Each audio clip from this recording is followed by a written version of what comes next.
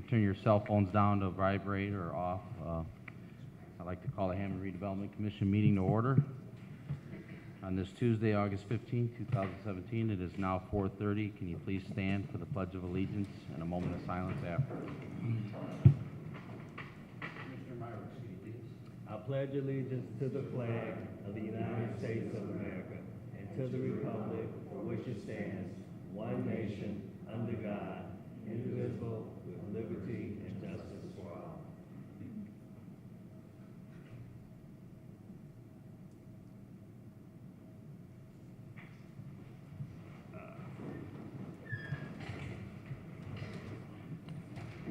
Thank you, Commissioner Myrick. Can we have a roll call, please? Here. Kaspazicki. Here. Nevejas. Here. Myrick. Here. Hubbard. Here. For the record, all 5 are present tonight. Before I move forward, I'd like to allow Attorney Westland to, it's for line item 15, the acceptance of the request for the proposals. We have 6 things there: redevelopment attorney, environmental consultant, appraisers, financial consultant, housing services consultant, HUD, IDIS consultant. If you guys are okay, I'm going to allow him to open them up.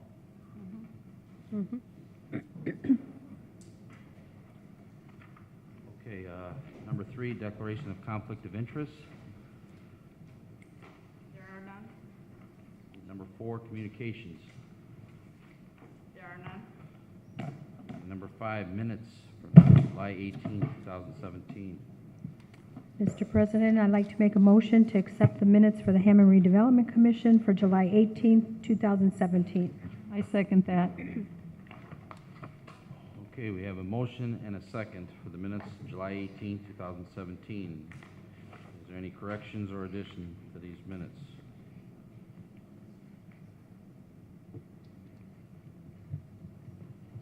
Okay, roll call, please. Sutter Presley. Yes. Kaspazicki. Yes. Nevejas. Yes. Myrick. Yes. Hubbard.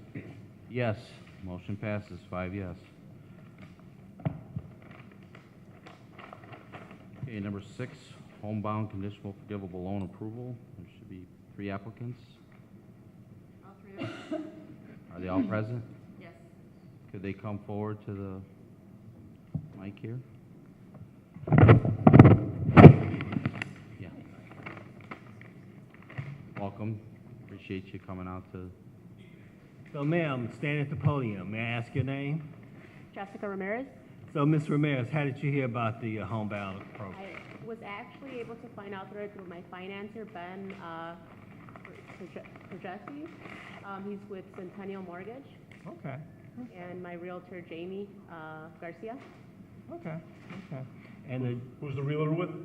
Jamie Garcia, Yeah, but with what company? Berkshire Hathaway. and the young man, can you stand? Yep. Okay. And your name, sir? Jacob Ram. And how did you hear about the program? Actually through Kelly Kearney. Oh, okay. Yeah. And you are employed by? East Chicago Fire Department. So we gave you the bonus, okay? Yes. And then the next couple, can you step forward to the podium, please, and tell us your names? Hello, I'm Darian DeVries. My name is Sky McNutt. And how did you guys hear about this program? So I think I originally heard, I don't remember how I heard, but then I did some research and I saw it online and I found the program through there. I think I just heard it through whispers and stuff like that, but then our realtor also knew about it and so did the lender. Okay. May I ask, who's your realtor? Sarah Avon, we don't remember, You remember or the something, company? something in Rossi. Rossi Taylor? Rossi Yeah, Taylor. Rossi, yeah. Rossi Taylor. They got a golden yellow card. And then, is there? Yeah, University Lending, they also knew about it as well. Okay, okay. So We're pretty proud of our program, so we'd like to know who's touting us. are you all first-time home buyers? Yes, we are. Okay. Okay. Anyone else has any questions? Okay. I think it's cool how everybody knows about the program and that it's helping so many people out. Yeah, we think so. We like to think so as well. Thank you for that thought, yes. Mr. President, I'd like to make a motion to approve the homebound conditional forgivable loan programs for the 3 applicants. Second? Okay, we have a motion and a second for the homebound conditional forgivable loan approval for the 3 applicants that are present here tonight. Could we have a roll call, please? Little Presley, Yes. Kasperziki, Yes. Navejas, Yes. Myrick, Yes. Hubbard.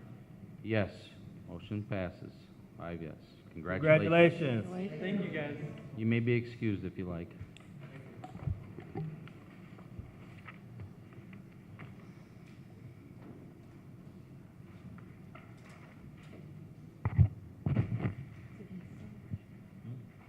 All right, number 7 is an approval of a release of mortgage for Venora Rutherford.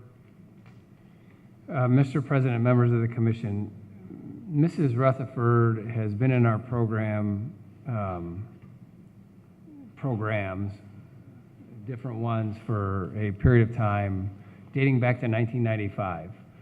And the first loan that she had was a rehabilitation deferred loan was out of that program, the facade program, in 1995 for approximately $6,000. She complied with all the terms of that program, and it's appropriate to formally release her mortgage, which this mortgage is allegedly still showing on her title work. Now, she has some loans, or a loan from May of 2003 that has a balance still that we would not be releasing, but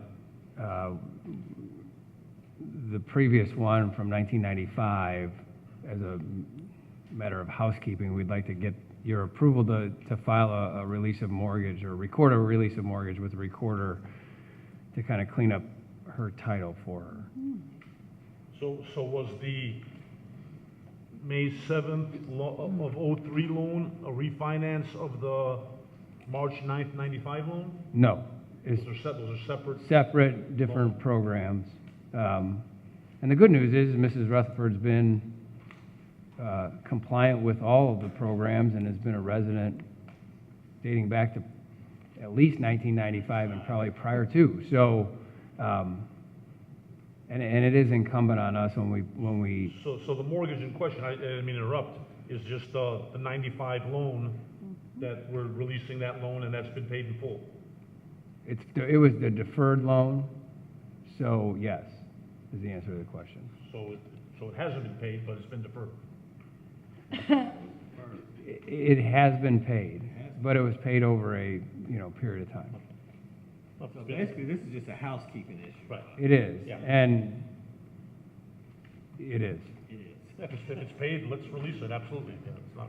So you want to make? Mr. President, I move for the approval of release of mortgage for Verona Rutherford at 5832 Columbia in Hammond, of the mortgage from March of 95.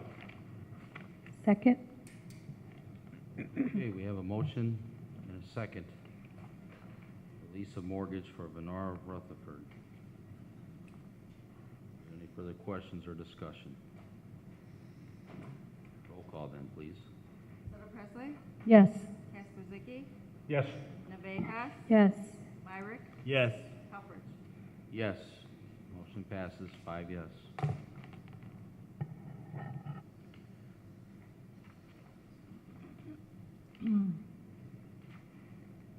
Okay, number 8's approval of revisions to homebound guidelines. Commissioners, you'll see in your packet, it's roughly a 5-page document, which are the guidelines for the homebound program. Highlighted on page 2 and then continuing on to page 3 are the changes, the only changes that have been made. And really, what this is the result of is we've run into an issue where somebody's constructing a new home, and for whatever reason, their lender is not thrilled about a second mortgage being placed on at the time of closing. So, and we've had this in at least 2 instances recently, So in discussing, clearly, we were in favor of new homes being constructed. Clearly, it's something we want to encourage, and we don't want to penalize somebody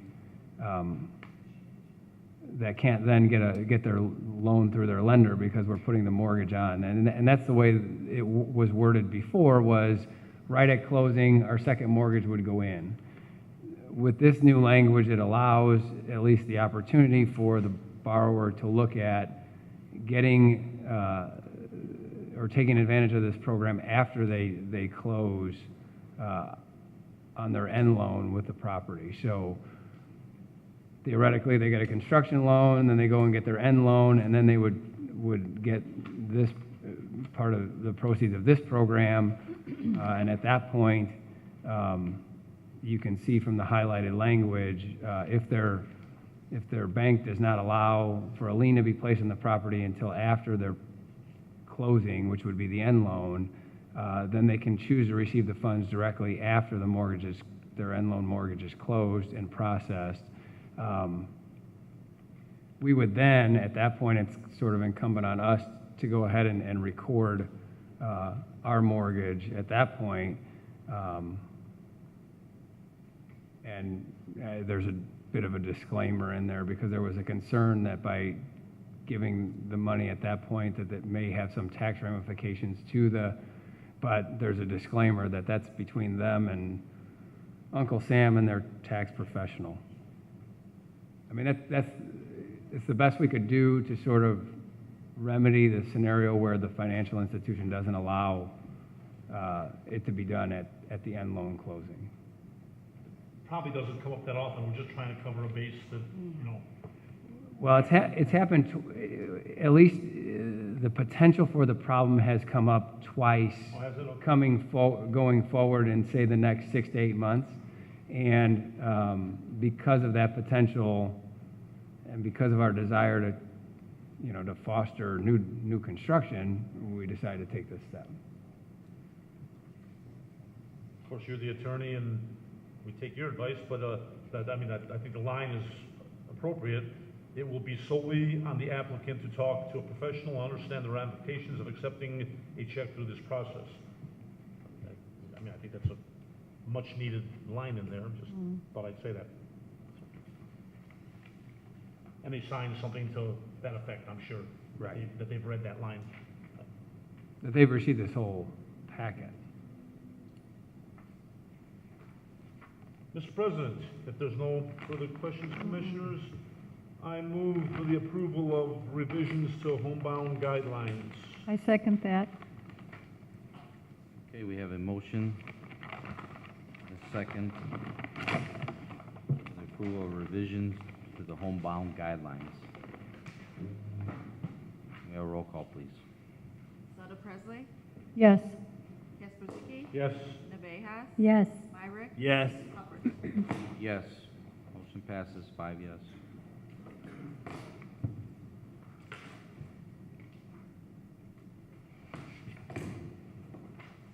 Okay, number 9 is a request for approval of the sale of Parish View House at 3126 170th Drive in the amount of $217,600. Buyers are Darnell and Inda Parker. Mr. President, members of the commission, in your packet, you should have had a conditional approval request for the purchase of 3126 170th Drive in a Parish View subdivision. That's a recently completed model, if you will. Offer made by Darnell and Kinda Parker in the amount of $217,600.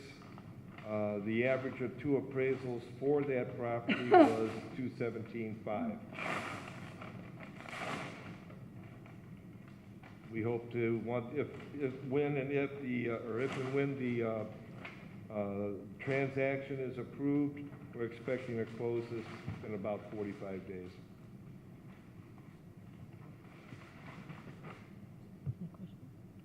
It's pretty easy. Are the Parkers here? No.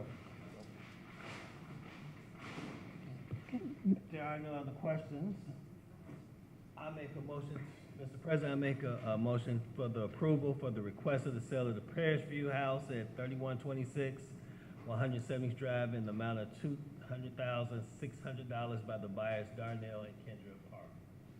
Excuse me, Commissioner, I think it's 217-6. What did I say? 2. Oh, 217.6. Thanks for the correction. $217,600. Second. Okay, thank you for that clarification. We have a motion and a second for the conditional approval for the South Parish View property located at 3126 170th Drive in the amount of $217,600 for the buyers Darnell and Kinda Parker. Can we have a roll call on that, please? Sutter Presley, Yes. Casper Zicke, Yes. Navejas, Yes. Wyrick, Yes. Helfrich, Yes. Motion passes 5 yes. Thank you very much. You're welcome.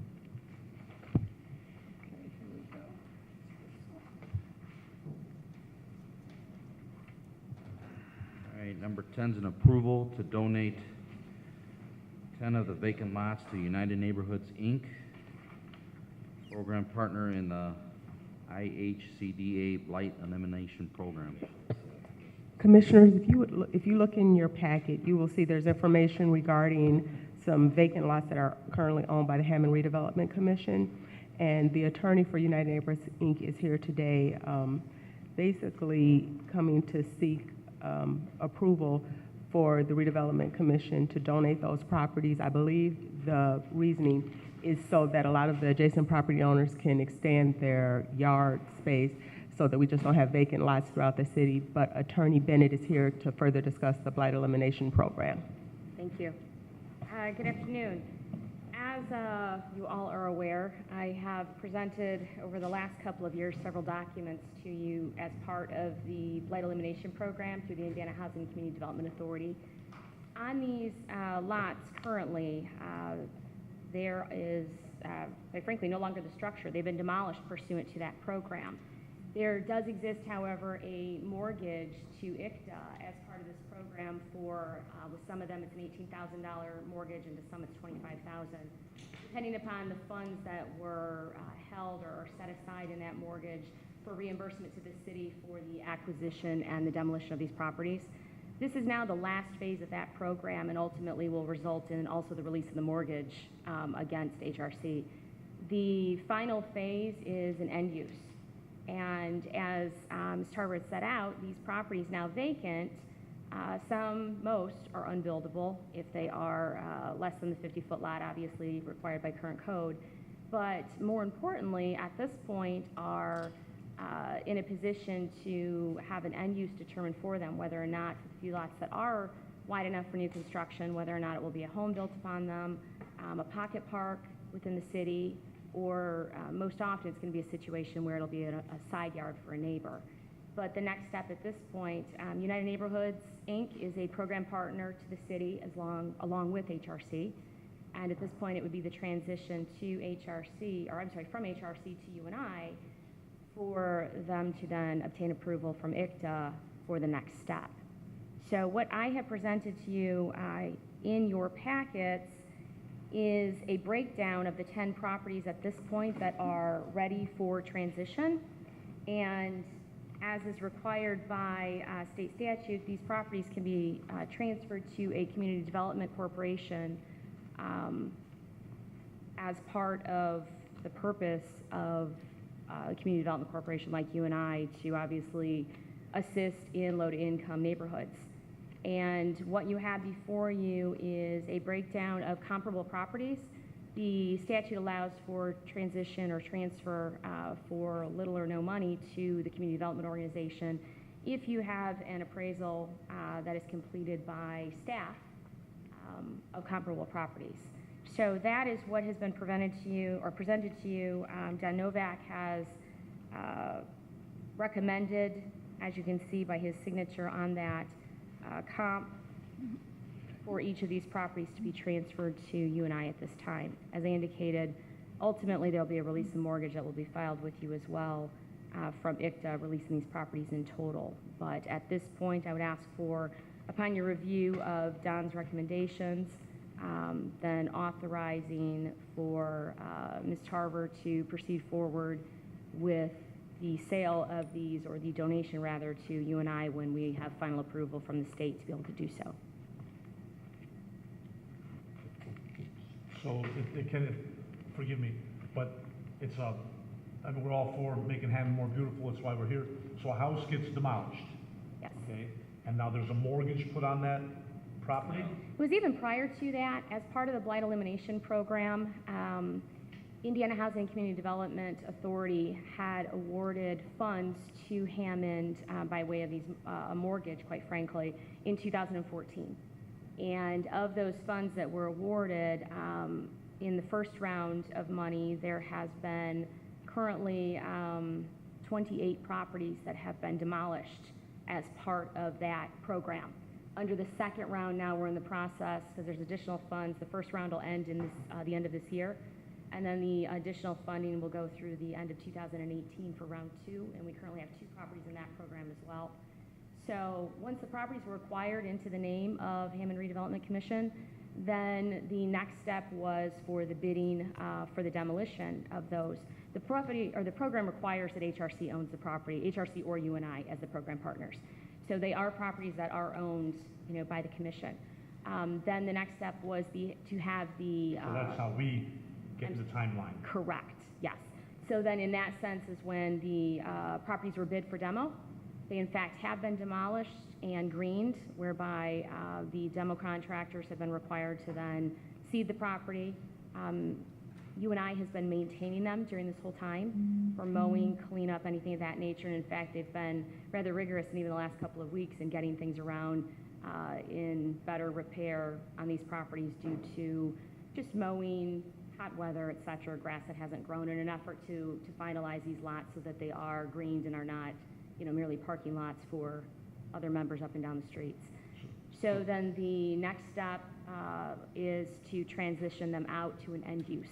So obviously that is where they would get out of ownership of HRC, and whether or not that's moving on to, as I indicated, if it's something that perhaps United Neighborhoods can construct a home on the lots that are buildable in areas that would promote, obviously, additional neighborhood development as residential use.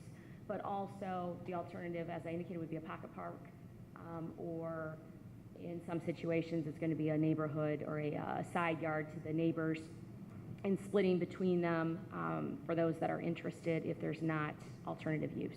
Then at that point is when, once it's transferred out from anything having to do with the blight elimination program, then at that point is when ICTA will release their mortgage. So if it, let's just say, 2 neighbors each take half a lot or whatever, do we sell that to them, or we just Donate. Donate, we'll donate to them? Yeah, one of the things that I then said. they'll have the tax implications, which will be nothing to take the Correct. property, but. As of this point, as title goes under their HRC, name. Yeah. correct. As of this point, as HRC owns them, they're tax exempt. And one of the things that was set forth in the paperwork, on the page for each property, it indicates the total costs that have been reimbursed from ICTA or by ICTA to the city. And that's just kind of the summary overall cost. And these funds here range anywhere from, 9 or 10,000 perhaps, to some that are 17, to 20,000. And that was everything, as indicated, from acquisitions, liens on the property, title work, board ups, et cetera, at the acquisition phase. And then at the demolition phase was everything from additional board ups, inspections that had to be completed from the state level, and then as well the actual demolition costs, screening costs, et cetera.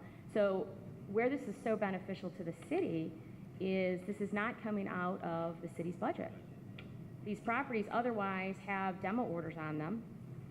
They otherwise would be properties that the Board of Works would proceed forward with having demolished pursuant to their demolition order, and then leaning the property. And I believe you're all aware the percentage of those that you actually see payment on is very, very slim. Very, very, very few have that happen. So in this situation, for the amount of money that has been reimbursed to the city for these expenses, it's not money that the city's paying. And at the same time, it's promoting good use on the back end, because this is not a piece of property that then is owned by, down the road, an unknown landowner who is not developing it, not paying taxes, and not obviously taking care of it in any fashion. So this allows for, ultimately, some of these transfers to neighbors is getting their homes into, or getting their property, if you will, to that 50-foot frontage that would allow, if there was ever a situation that, for whatever reason, their existing home came down with the two lots combined, that now they are buildable. So it's just expanding the current lots for those neighbors that potentially will be interested, and then likewise is putting property back on the tax rolls and having completed groomed property in these areas versus parking lots, quite frankly, alleyways that become that by people merely driving through them. And just out of curiosity, from the time a house is selected till we pass, till we, donate it, how long, just out of curiosity, just my own little brain. Prior to these 10 that I have before you now, there were 2 that were donated, that were moved out of the program that you and I owned last summer. And those were about a year in the program. Some of these properties are a little bit longer because they came to HRC through tax sale. So from the actual date of deed, they have been about a year and a half. But Still not bad. it really isn't, and quite frankly, a lot of it is just the administrative proceedings that have to happen at the state level.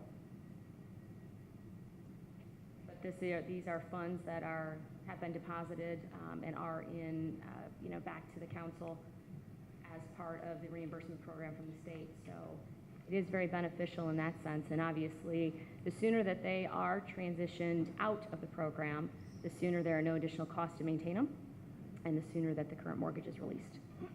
So it has dual benefits at that level. Obviously, that's the idea, the end game, to get them to the other side where the project has been completed and they are no longer as part of the blight elimination program, but are now to neighboring homeowners or new construction. I did provide you as well a resolution that would identify those properties. I will, obviously, as we have new ones that are approved from the state to be able to move to this, I'll be back with additional ones and moving forward, but these 10 at this point are ready to proceed on, so that's why I'm asking only for these 10 at this time and not the other 20 plus that are still in your ownership. Commissioners, any more questions? I'm good. I've been good. No, I believe in this program, so. Because otherwise, not to knock one of our neighboring municipalities that has over 10,000 vacant and abandoned properties. I'm not questioning the program at So, all. this is, Wanted to learn about it. yeah. Mr. President, I move for the approval to donate 10 of the vacant lots to United Neighborhoods, Inc., program partner in the IHCDA blight elimination program. Second.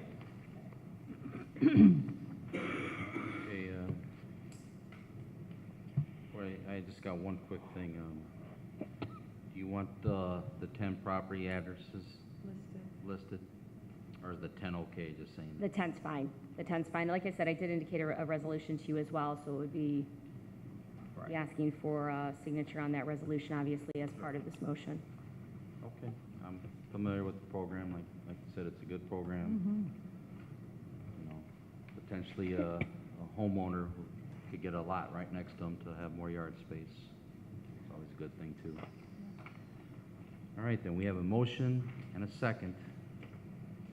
The approval to donate 10 of the vacant lots to United Neighborhoods, Inc., program partner in the IHCDA blight elimination program. Can we have a roll call, please? Soto Presley? Yes. Gasparzicki? Yes. Nabejas? Yes. Myrick? Yes. Hubbard? Yes, motion passes 5 yes. Thank you. Thank you, Mrs. Bennett. I was gonna say Miss Bennett, I'm sorry. All right, number 11's determination of compliance for the Hammond Central Development Area for Lear at 2204 Michigan. Commissioners, as many of you are aware, Lear, which is a solid company within the city of Hammond, is seeking to expand their operations within the city of Hammond, and we're very excited about that. Their proposed location is, the proposed new location is located in the Hammond Central redevelopment area, and as you know, one of the ways that, or one of the most important steps to moving this project forward is the determination of compliance for the redevelopment area. So at this time, I will call the Director of City Planning. No? Lear? Oh, I'm sorry. I'm getting ahead of myself. So at this time, I'll call Lear to the podium for a presentation.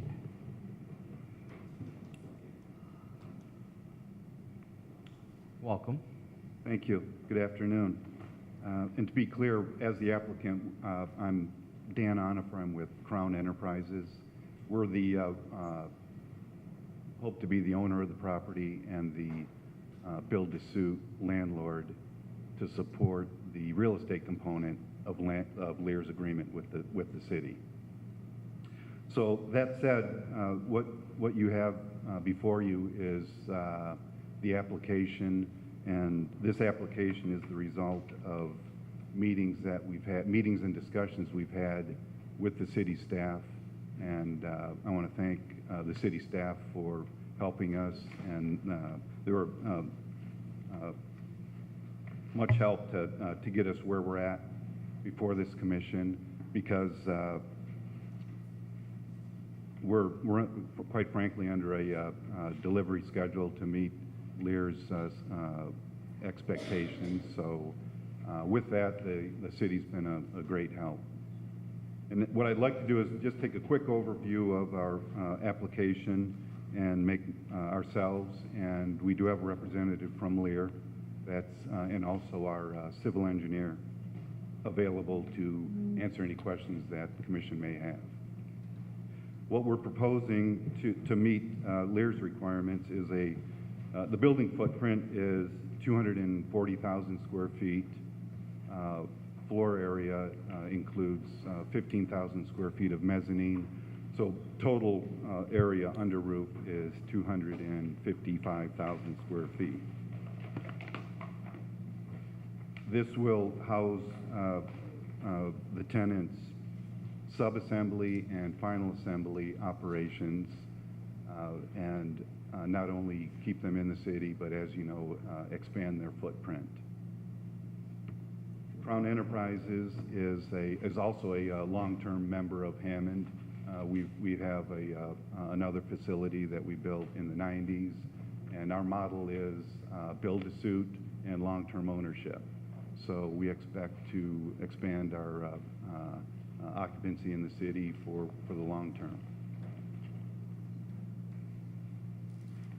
Just a few things that I'd like to point out on the building. We've worked with staff on utility connections, stormwater management, and also architectural requirements to meet both Lear's branding requirements and the city's the redevelopment plan requirements.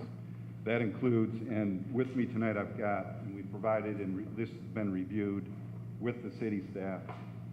This is just a sample of the exterior skin of the building, and this may be oriented in a horizontal fashion like this or a vertical fashion, but this represents the both the energy compliant envelope as well as the architectural treatment of the building exterior.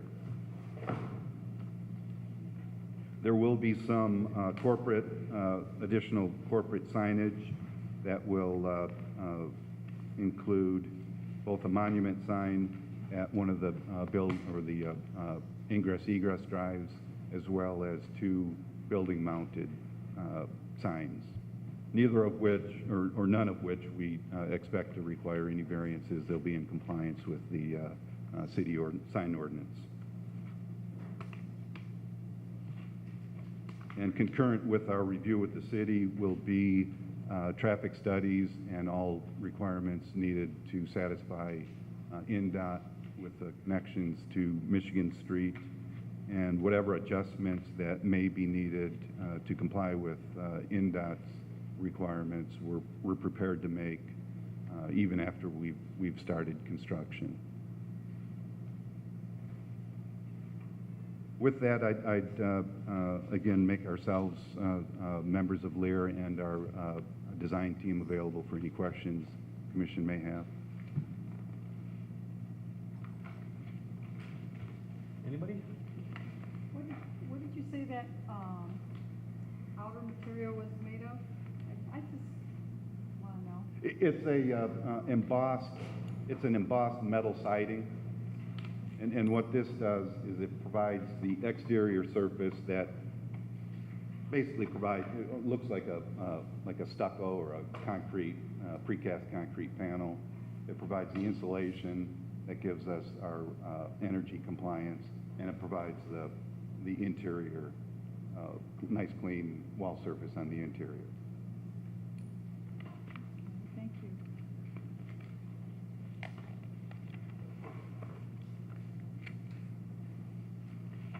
Dan, how much, the equipment there in the current facility, how much is that going to be used? Like, As far as relocated from that facility to this, I think Mike can answer that more, but I want to say very little, only because they need to stay active in both facilities. Mr. President, Council, how are you? I'm Mike Segers, the plant manager at the Hammond facility.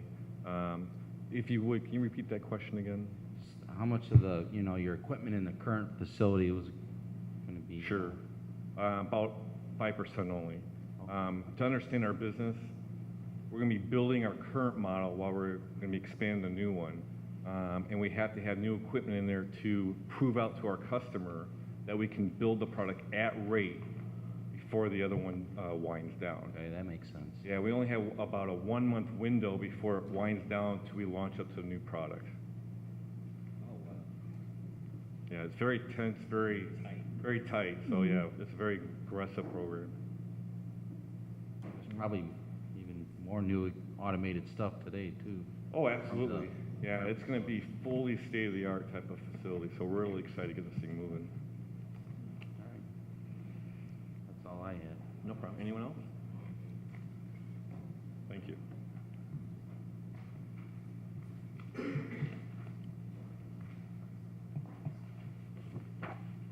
Mr. President, I move. Sir, I'll let one moment. Brian Now we Boland. have to have the Director of City Planning come up and give his report. So now he can give his report. Yeah, thank you, thank you. Yeah, I was just going to announce Brian Poland. All right. I think they gave a very thorough presentation of what the new building's going to be. You, of course, have all the plans in your packet, and you've hopefully had an opportunity to look at that. Generally, in our review from a staff level, one of the important things, at least for the city planning department, is that the property is zoned appropriately. And in our discussions with them, we have determined that there are no zoning issues that to be resolved. Some of the things that are still probably, I think, working through their final completion state is some of that technical engineering stuff, the traffic stuff. Hopefully the water is resolved and the sanitary is resolved, but that's moving along really well. As noted, the property is located in the Hammond Central redevelopment area. That was established in 2012. The plan was amended in 2015, so that's the document that we're working with. In that document and in my report, I stated 4 key of the objectives that were related to this project. The 4th one I want to talk about a little bit. It is specifically talking about something in the area of this project, talking about the complementary to the scale, the character, the nature of the street, trying to make sure that we're trying to improve that visual character of our street. That goal led to some other language in the land use section that is talked about as that creating this buffer zone along the Michigan Street of a minimum of 20 to 30 feet. The good news is that zoning requires a 50-foot setback, and this building is even set back even farther. So it is very easy for this project to meet that criteria of having that green space along the Michigan Street corridor. So getting to the review and recommendation, I kind of illustrated already, there's a couple of technical things that need yet to be figured out. And then we did have that presentation on the exterior material. In some of our redevelopment plans, there's language that talks about the type of materials or minimum requirements of masonry. This particular plan did not talk about that. So there were no issues from that standpoint on the exterior material. Therefore, staff recommends that the Redevelopment Commission make a determination that the proposed Lear project at 2204 Michigan Street is in compliance with the redevelopment plan for the Hammond Central redevelopment area, subject to final city department reviews and approvals.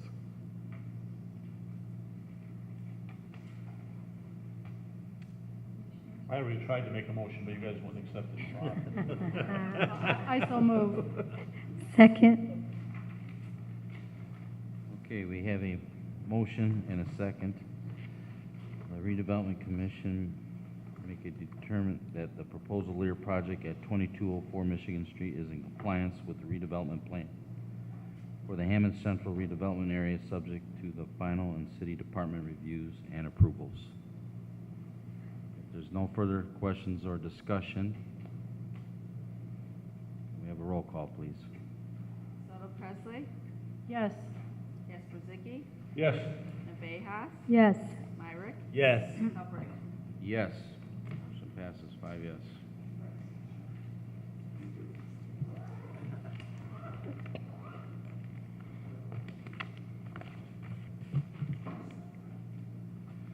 Okay, number 12 is an extension of option agreement with ATG Oxbow Landing.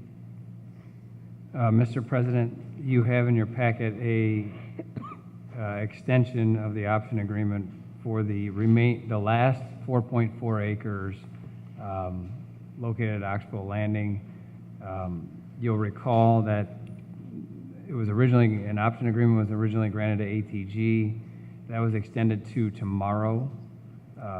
And I know Phil and Africa have been working with ATG in an effort to kind of bring a project to fruition. And I think in that discussion, it was determined that having an additional few months here up to December 1, 2017 would make sense from both sides. So that's what the second option does, and that's what, and you can see the developer's already signed at this point. So we're just looking for your approval of this additional time for Phil in Africa and the developer to kind of nail down what project's going to go there. Exciting stuff.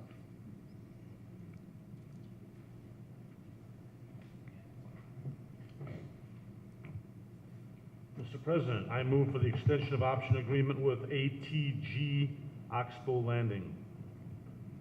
Second.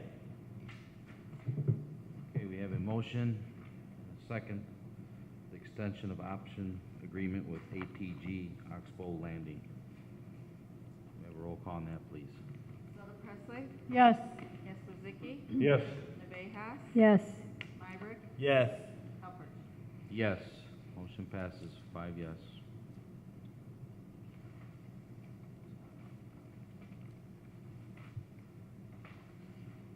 Okay, number 13 is a proposal for a sewer repair at 5800-8 Holman Avenue.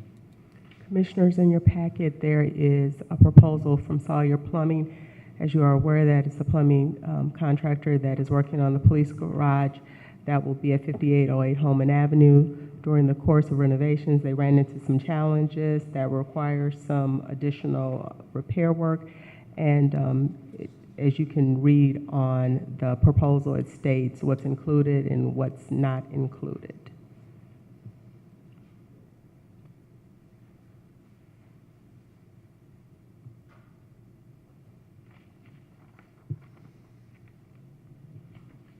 Anybody? Seems pretty simple. Mr. President, I'd like to make a motion to accept the proposal for the sewer repair at 5800-8 Holman Avenue. Second. Okay, we have a motion and a second for the sewer repair at 5800-8 Holman Avenue. That is for the police garage, and Sawyer Plumbing is the plumbing contractor. Okay, can we have a roll call on that, please? Presley? Yes. Esposito? Yes. Navejas? Yes. Myrick? Yes. Helfrich? Yes. Motion passes 5 yes.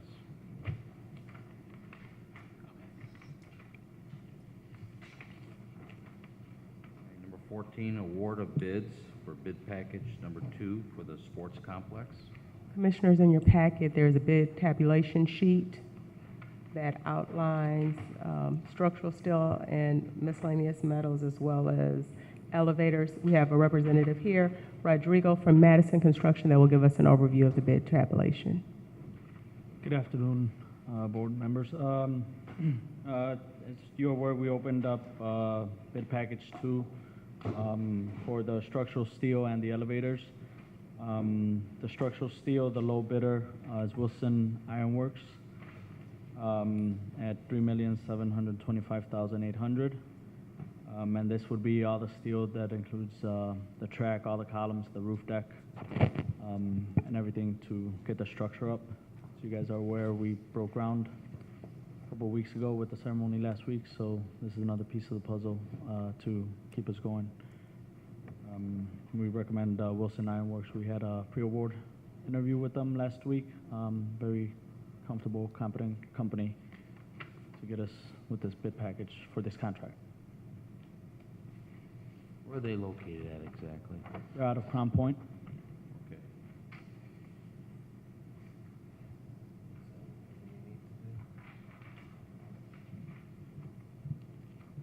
Is this an item that needs to be approved individually, or are we just doing it at the end for both? Do them separate. Separate?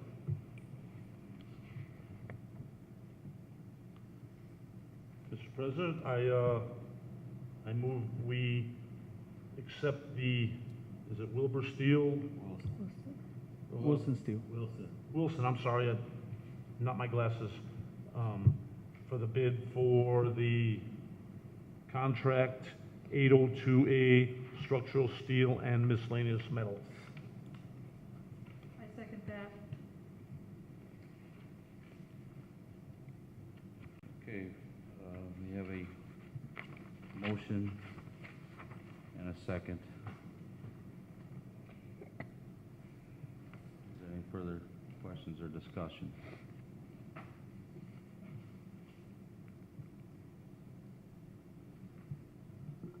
Okay, roll call, please. Presley? Yes. Esposito? Yes. Navejas? Yes. Myrick? Yes. Helfrich? Yes, motion passes 5 yes. The second contract bid that was included in bid package 2 was for the elevator. We had one bidder, Schindler Elevator. It's $78,529, and we recommend they be awarded this contract. They are one of the 4 big elevator companies, very comfortable again with them as well to be able to perform this work for the sports complex. What was the amount? $78,529. Makes it pretty easy, but is it odd that there's only one bidder? Yes, only one bidder. It's a 2-story elevator. Usually there's not too many bidders. There's 4 of them that compete and divvy up the work between them and who bids. How many elevator companies are there? Right, yeah, no, I was just curious.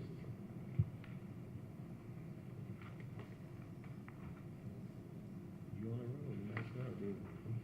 Mr. President, I move for the approval of Schindler Elevator in the amount of $78,529 for contract number 028 elevators.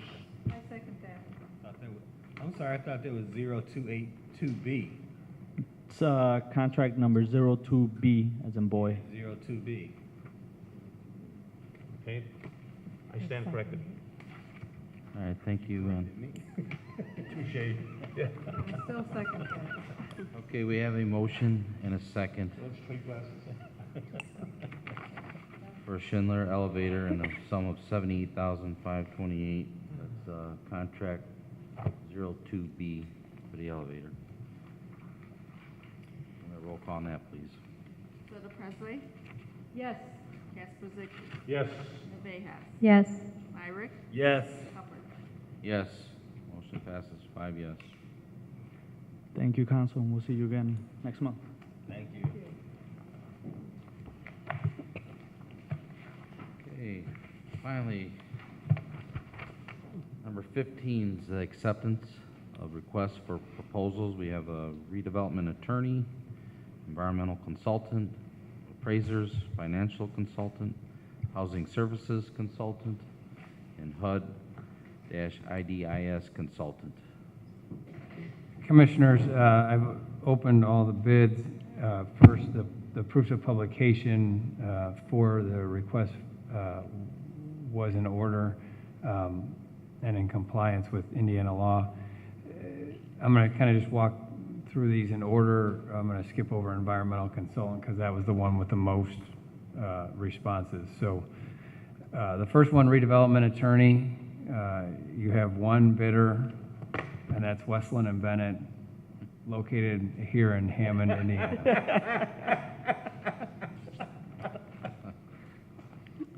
Fair enough. Hometown firm, I mean, I don't, anyway, I'm not trying to sway you in any regard. With regard to, I'm going to skip environmental consultant. Appraisers, you have one, and that is Kovacevic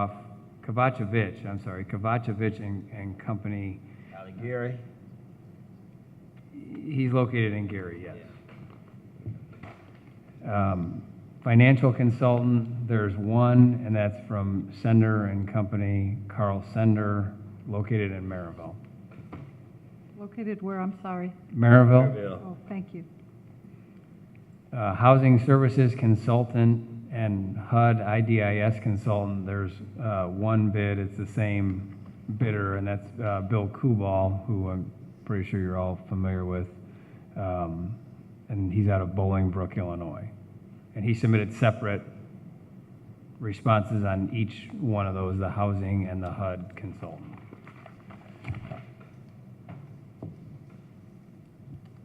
All right. Then with regard to back to environmental consultant, you have one from Tetra Tech,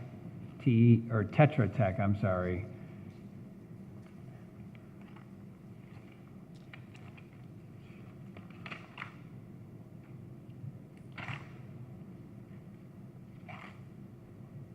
Where is Tetra Tech? That's what I'm looking for. Oh, okay. It wasn't on the cover letter.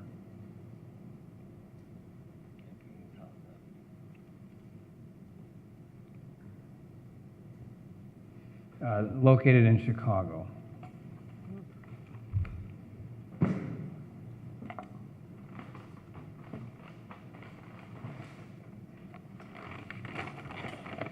Second one is from ATC Group Services, LLC. I looked through this one briefly before, and I could not find anywhere in here an address, which is interesting.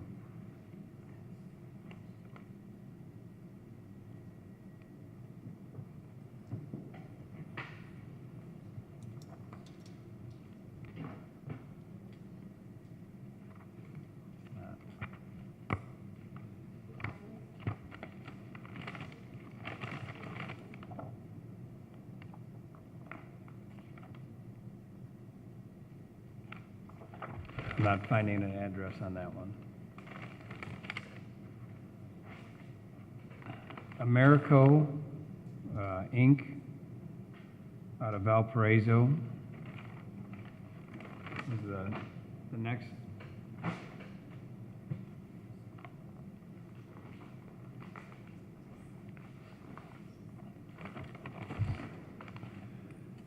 The Harbor Group, Inc., Munster, Indiana.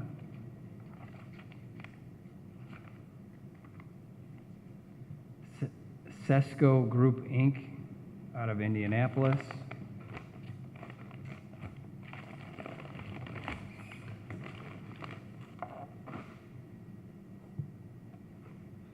And finally, GeoSyntech Consultants, located in Oak Brook, Illinois.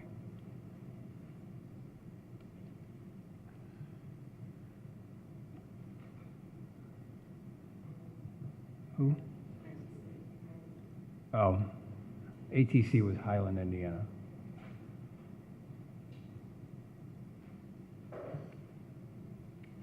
As Those your are- past practice, I would suggest you refer to staff. So moved. Second. Okay, we have a motion and a second for the acceptance of the requests for the proposals for redevelopment attorney, environmental consultant, appraisers, financial consultant, housing services consultant, HUD, IDIS consultant. These will be referred to staff. Mhm. Can we have a roll call, please? Senator Presley? I have a question. I'm sorry. Oh. Can I ask my question first before we vote? Yeah, sure. We have a bunch of environmental companies that are neighboring and real close to our city. How come none of those, well, you wouldn't know, why, did any of those bid? I've opened all the bids. Okay, and that was it. That's correct. All right. On that note, Yeah, yes. they could have bidded, you know, Okay. when it was, Just Senator wondering. Presley? Yes. Kasperziki? Yes. Navejas? Yes. Myrick? Yes. Helpers? yes. Motion passes, 5 yes. Wow, you guys stayed for most of this, huh? We were really interested in Thank you. Thank you. Okay, number 6, reports. Environmental company? Ms. Africa Tarver is going to be our new Planning and Development Director. Thank you, thank you. Thank you, thank you. I just want to take this time to thank the commission for coming out to the groundbreaking last Friday for the Hammond Sports Complex. I know I saw a few of you out there, those who have not had an opportunity to drive by the site. That is where Woodmar was formerly located. I would encourage you to stop by the site, just drive by. They're moving some dirt around now, but you can really look and see how large the facility will actually be. It will be a much-needed addition to that area of the city, which is the 3rd District, as well as the city as a whole. It will also spur economic development in that area, and then also give our kids a state-of-the-art or premier facility for them to have various tournaments, as well as the community utilize a new facility. So if you haven't had an opportunity to stop by or to just drive by and look and see, I would encourage you to do that. Thank you, Ms. Tarver. There is a lot of dust moving around there. Okay, number 17, our bills, register of claims. Mr. President, I'd like to make a motion to pay the register of claims for July 31st, 2017 through August 10th, 2017. Register of claims R55045 through R55082. Second. Okay, we have a motion and a second for the register of claims. July 31st, 2017 through August 10th, 2017, claims R55045 through claim R55082. Is there any questions on these claims for staff?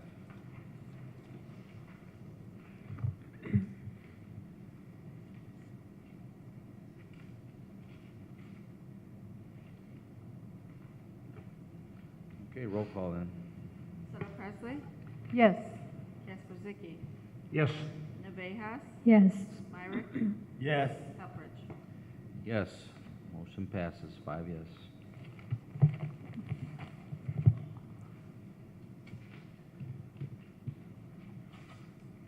Okay, number 18, new and unfinished business.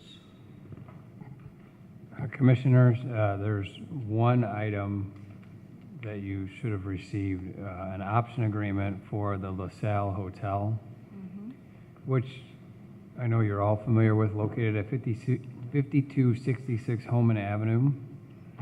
The option agreement gives the Redevelopment Commission an option to purchase that property. The option amount is $5,000, and that holds a purchase price of $700,000 contingent upon closing on or before October 31st. So, and then there's, as you read down in paragraph 2, if a due diligence period isn't done, then we could extend the option through the end of the year. But the option payments all apply. If we purchase the property, the option money applies to the purchase price. So we don't lose the money unless we just walk away from the deal. And Phil doesn't look like he's moving to the microphone, but this has been a high priority in terms of downtown Hammond for this administration, and recently that has been emphasized, and I think this agreement is a result of that emphasis. Hi, Commissioners, Mr. President, Commissioners. Yes, as Dave said, this has been something we've been working on for a very long time. The city has had interest in purchasing this property. However, the owner was not open to selling for many years. Fortunately, as you can see in this agreement, we have come to terms potentially on the sale of the property. We did have 2 appraisals done, and the sale price is below the average of the 2 appraisals. This property has been what I'd call a challenging property for downtown Hammond for many, many years for different reasons. There's been a lot of issues, some crime issues, some with the residents or the folks that were using the actual hotel itself, especially being so close to our new charter school in downtown Hammond.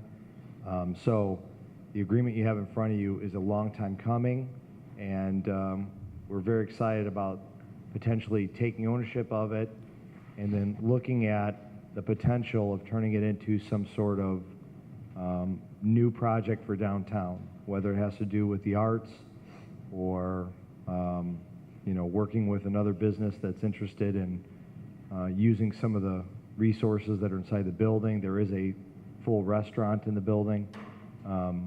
Whatever way we go, by taking ownership, it is a big win for the city of Hammond and downtown Hammond.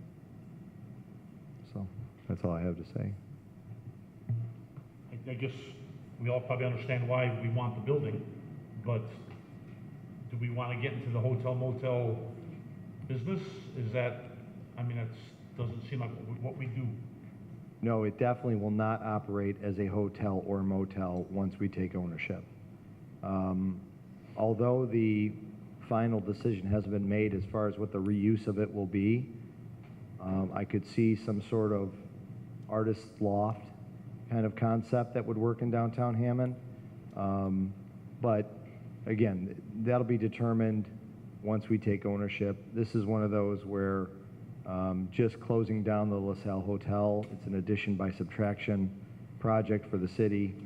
But I'm glad you said that. It will not be run as a hotel or motel going forward. That is good news.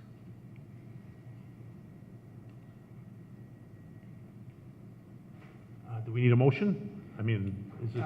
I would ask that a motion to approve the option agreement and authorizing Ms. Tarver to transfer the option money, the $5,000, to Chicago Title as the escrow agent.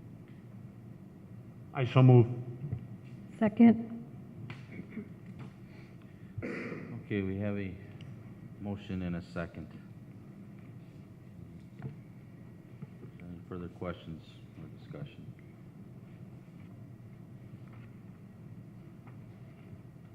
roll call. Sutter Presley, Yes. Kasperziki, Yes. Navejas, Yes. Myrick, Yes. Helfrich. Yes. Motion passes 5 yes. Thank you, Mr. Phil Talon. That was all. We have one item, right? You want to finish business? Right. That's right. All right, public comment. If anybody would like to come forward, you got 3 minutes. You can speak. Really? You're on this side now, Phil. That's why I didn't go too far. Just number one, first and foremost, I want to congratulate Africa Tarver on her new position as the Executive Director of Planning and Development, as well as Ann Anderson, who also is in the room today, as our new Director of Economic Development. I really feel like both of them are going to do a phenomenal job on behalf of the City of Hammond.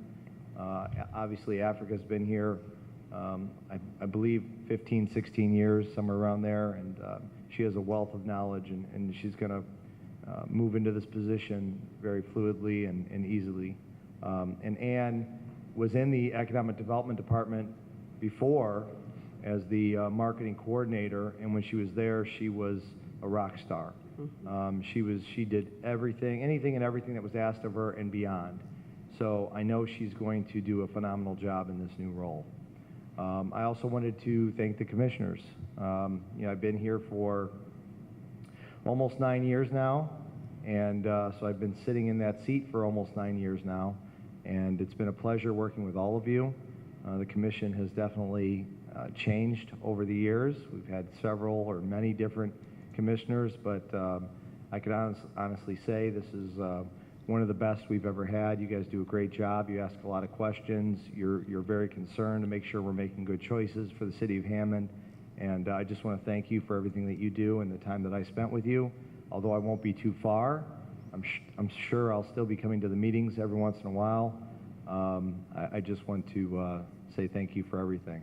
I would caution you on the redevelopment attorney that submitted a proposal in the RFP. Take your time with that one. Think it through. But beyond that, I want to thank you very much. Thank you. Hey, Thank you, Phil. Thank you. You moved down one floor to second floor. Move down. Congratulations. I was going to acknowledge to Ann Anderson. It'll be a pleasure having you. I certainly concur with your congratulations, but also congratulations to you on your move. So good luck to you. And Okay, anybody else like to speak? Okay, public comment is closed. Number 20. Mr. Chairman, I make a motion to adjourn. second. Can you all signify, well, we have a motion and a second. Can you all signify by aye? Aye. Ayes have it. Meeting adjourned.